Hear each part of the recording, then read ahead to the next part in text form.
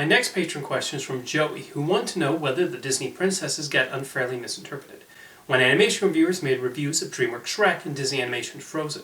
In both reviews, he said that both movies do satires of all Disney fairytale movies, like Snow White, Cinderella, and Sleeping Beauty, and he said they rely heavily on the generalizations and misconceptions of Disney animated movies that are not true, and I think he's right. None of those princesses wanted to marry the men they fell in love with right away, and they succeeded because of their inner beauty, not because of their appearances. Do you see where he's coming from, and if you disagree, what are your reasons as to why? I admit there was a time when I joined others in criticizing the classic Disney princesses for being naive or doing things for a man, but that's something I've since moved on from, and I do think Snow White and Cinderella especially have more three-dimensional personalities than many assume. And yes, it is bothersome how the Disney princesses are stereotyped by some viewers. Cinderella seems to get hit with this the worst. A lot of people seem to remember Cinderella as someone waiting around for Prince, but that's not the case at all. She's actually quite a strong character. She continually puts up with her abusive stepmother and stepsisters who treat her horribly and force her to do chores in the house. Her desire to leave the house and go to the ball comes from her own feeling that she is just as much a part of the household and deserves to go.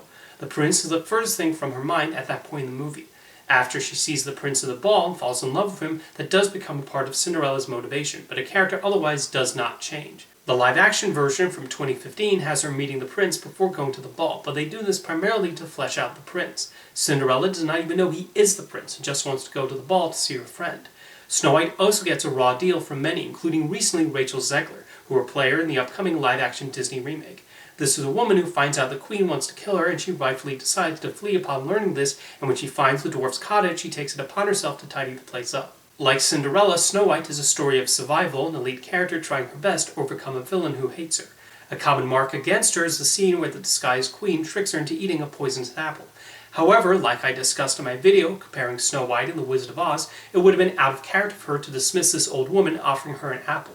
She has no way of knowing the queen has the ability to completely transform herself.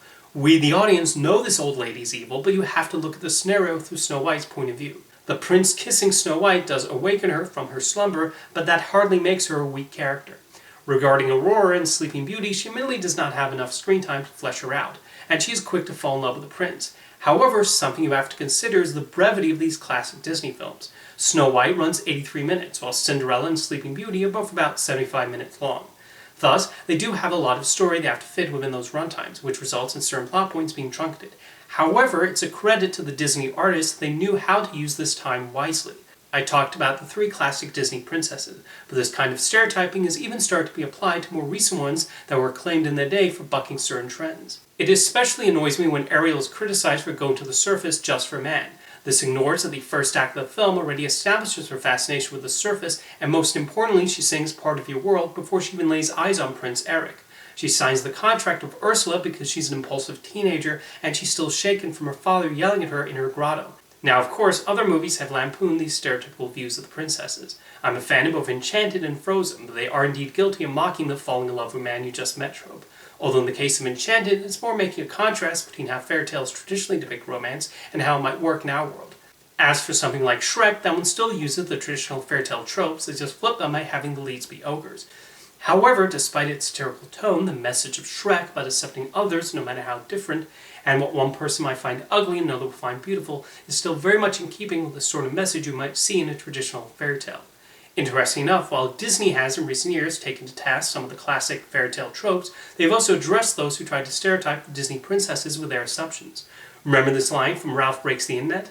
Do people assume all your problems got solved because a big strong man showed up? Yes! What is up with that? In the end, yes, I do think the classic Disney princesses deserve a fair shake, and Cinderella and Snow White in particular are more three-dimensional than they're given credit for. Thank you for your question, Joey.